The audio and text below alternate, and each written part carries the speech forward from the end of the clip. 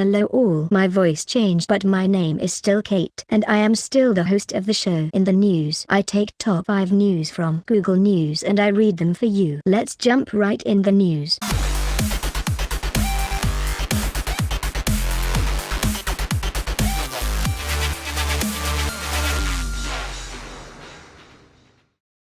Beginning Brexit and bracing for impact.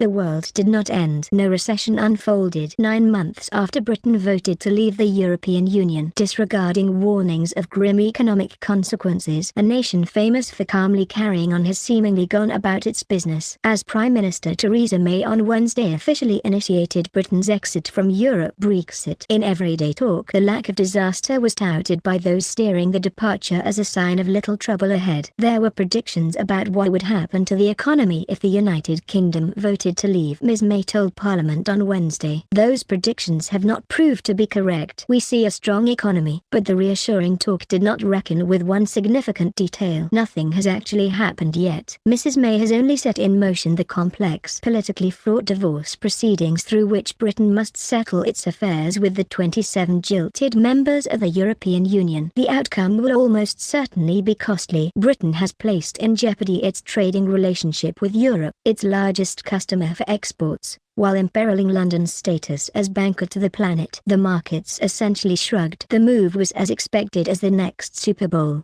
The pound dipped a tad. So did shares on London's stock market. The immediate impact of Mrs May's action was to start negotiations on future dealings across the English Channel. Those talks have a 2-year deadline. If no deal is struck before then, Britain and Europe would plunge into a state of chaotic uncertainty. Trade would revert to the rules of the World Trade Organization, making Britain's exports to Europe vulnerable to tariffs and other barriers to commerce, including health and safety rules. London's bankers would be effectively severed from Europe, with many transactions for clients based on the continent rendered illegal. Until now, such issues were wrapped in layers of hypotheticals, with the details left for some indeterminate day when Britain's government would make it real. That day has come, though the financial industry has been preparing to move jobs to other financial capitals in anticipation of a messy Brexit. Other industries have waited for clarity. Now they will feel pressure to act, shifting some lines of business to European capitals, perhaps shelving British expansions. Global banking giants like Citigroup, HSBC and JP Morgan Chase may soon carry out plans to shift thousands of jobs to financial centers in the European Union. Goldman Sachs recently confirmed that it is moving hundreds of jobs out of London while expanding offices in Frankfurt and Paris. Vodafone, the telecommunications giant, said after the referendum that it might shift its headquarters from London. European leaders have consistently reaffirmed that remaining in the single market requires that Britain accept the free movement of people. That collides with a primary aim of many Brexit supporters: restricting immigration. Predicting how many jobs will move has become a thriving cottage industry. Oliver Wyman, the global consultancy, concluded that if, as now seems likely, transactions in London for European clients are sharply curtailed, as many as 35,000 British jobs could disappear, with as much as £20 billion $24.8 billion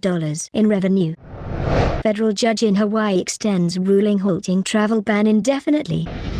A federal judge in Hawaii granted the state's request for a longer-term halt of the revised travel ban executive order Wednesday. U.S. District Court Judge Derek Watson blocked the core provisions of the revised executive order 2 weeks ago, concluding that the order likely violates the Establishment Clause of the Constitution by disfavoring Muslims. But Watson's earlier decision was only a limited freeze of the executive order through a temporary restraining order. As a result, the plaintiffs asked the judge to convert the decision into a longer-term preliminary injunction, and Watson agreed Wednesday night, meaning that the president's 90-day ban on foreign nationals from 6 Muslim-majority countries and the 120 ban on all refugees entering the country are now blocked indefinitely unless any higher court changes Watson's order or the state's lawsuit is otherwise resolved. One of the practical implications of Wednesday's decision is that the Justice Department may now immediately appeal the ruling to the Ninth Circuit Court of Appeals should it choose to do so. But how long it will take for any appeals to be completed remains unclear. The court concludes that, on the record before it, plaintiffs have met their burden of establishing a strong likelihood of success on the merits of their Establishment Clause claim.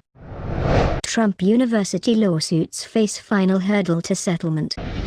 President Donald Trump faces one last hurdle to ending nearly 7 years of lawsuits over his now-defunct Trump University when a judge decides Thursday whether to approve a $25 million settlement with former customers. When attorneys reached a deal 10 days after Trump's election, U.S. District Judge Gonzalo Curiel said he hoped it would be part of a healing process that this country very sorely needs. A month later, he granted preliminary approval of the deal. Last week, attorneys for former customers said their clients will get at least 80% of their money back based on the roughly 3,730 claims submitted. Trump has paid $25 million into escrow to settle 2 federal class action lawsuits before Curiel and a civil lawsuit by New York Attorney General Eric Schneiderman. He admitted no wrongdoing. The lawsuits allege that Trump University gave nationwide seminars that were like infomercials, constantly pressuring people to spend more and, in the end, failing to deliver on its promise. 2 customers have objected to the settlement. Sherry Simpson, a Fort Lauderdale, Florida attorney, says she wasn't given enough opportunity to opt out of the lawsuit and should have the right to sue the president. Simpson and a partner paid $35,000 in 2010 to enroll in Trump University's Gold Elite program to be paired with a mentor who would teach them Trump's secret real estate investment strategies. Simpson, who appeared in 2 anti-Trump campaign ads, said they got little for their money. The videos were 5 years old. The materials covered information that could be found free on the internet, and her mentor didn't return calls or emails. I would like an admission that he was wrong. An admission that, oops, maybe I didn't handle it as well as I should have. I didn't set it up as well as I should have. That I didn't maintain it or oversee it as well as I should have, Simpson told the Associated Press on Wednesday. Attorneys for Trump and those suing him say the deadline to opt out was in November 2015 and Simpson missed her chance. 13 people opted out before that date, none of whom have shown any desire to sue the president. Another customer, Harold Doe, objected to the settlement because he wants more money, according to court filings by attorneys for Trump and the plaintiffs. Trump University dogged the Republican businessman throughout the campaign as rivals used Trump's depositions and extensive documents filed in the lawsuits to portray him as dishonest and deceitful. Trump brought more attention by repeatedly assailing Curiel, insinuating that the Indiana-born judge's Mexican heritage exposed a bias. The settlement was reached 10 days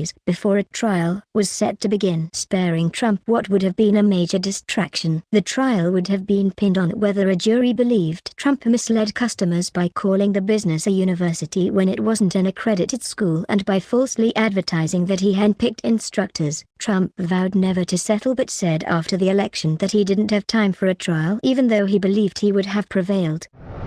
Catching up with the hosts of this year's Academy of Country Music Awards. The countdown is on for country music lovers everywhere. The Academy of Country Music Awards is taking place this weekend right on CBS 2. CBS 2's Cindy Sue got a chance to talk to the big stars who are hosting the show this year. Say goodbye to Luke. From now on you can call them Lurks. Luke Bryan and Dierks Bentley. Last year was the first time the pair hosted the ACM Awards together even though they've been friends for years. The 2 country music megastars have great chemistry and will both be performing at this year's show in Las Vegas. They're both nominated for awards and are both fans of Keith Urban, who himself leads the pack with 7 nominations. Miranda Lambert and Maren Morris each garnered 6 noms. As for performances, fans will get a chance to hear Rascal Flatts, Lady Antebellum, Little Big Town, and many more of their favorites. Luke and Dierks both have little kids, so they value the wholesomeness they've come to expect from the show. You can sit down with your family and watch it and don't feel like you have to cover your kids' eyes at any moment, Luke said. The pair even gave a shout to CBS 2 anchors Dick Brennan and Christine Johnson, who both happen to be country music fans themselves. The ACM Awards will be broadcast live from the T-Mobile Arena in Las Vegas this Sunday night at 8 p.m. on CBS 2. Kylie Jenner and Tyga relationship. Did they break up again?